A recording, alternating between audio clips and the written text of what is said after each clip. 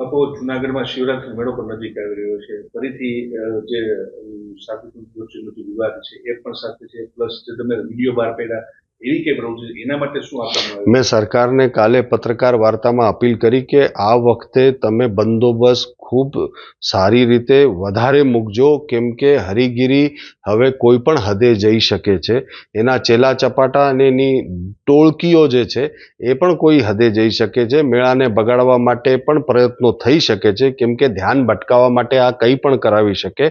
અને પૂરતો બંદોબસ્ત રાખીને આ તકેદારી રાખજો કે મેળો બગડે નહીં. આપણા પરંપરાનો મેળો છે, એની ખાસ ધ્યાન રાખવી. અને કદાચ જો એના પહેલા એને ભવનાથમાંથી રેસ્ટ્રિકેટ કરી દે તો આ વિષય જ મને લાગે છે કે નહીં રહે.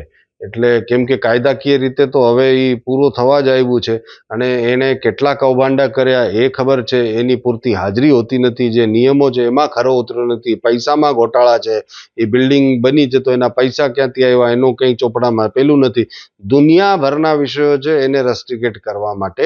એટલે એ તાત્કાલિક કરી દે તો આ વિષય જ પતી જશે. એટલે મને લાગે છે કે શાંતિથી મેળો થવો જોઈએ. તો એના માટે આ જો પગલું લઈ લે તો આ મગજમારી જ ના રહે. શિવરાત્રીનો મેળો દર વર્ષે કેટલા વર્ષે, હજારો વર્ષોથી શિવરાત્રીનો મેળો થાય છે. એવા સંતો બહારના આવતા હોય, દર્શન કરીને પગે લાગવાનું મન થાય. જેના કોઈ દી નો દર્શન થાય છે, હિમાલયથી આખા સનાતન ધર્મ બધા લોકો આવતા હોય. એક એક અખાડાના, જ્યારે એ અખાડાના પણ જ્યારે એ સંતો બન્યા હોય ને, મહામંડલેશ્વર બન્યા હોય, પણ એ બધા તો આવવાનો. મેળો પણ ખૂબ સારી રીતે જવાનો છે. દર વર્ષે થાય. દર વર્ષે કંઈક ને કંઈક સુધારા વધારા થતા હોય છે.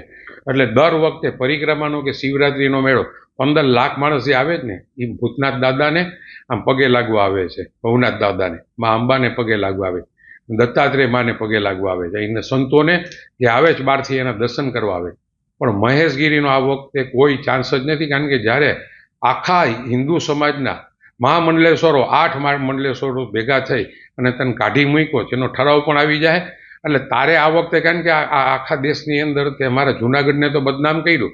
તું એક જ હારો હોય એવી વાત કરે, હાવ ખરાબમાં ખરાબ વાત જે કોઈ ન કરી શકો એવી રીતે તું વિકૃત માણસ થઈ ગયો. ડિપ્રેશનમાં છો તું, સાયટિક માણસ છો તું. હું બોલી તને ખબર નથી, પણ હવે તારો કાંટો છે ને મા અંબા, ભૂતનાથ દાદા અને અમારા સનાતનના જેટલા પણ ગુરુ છે ને, એ તારો કાંટો કાઢી નાખ્યો છે.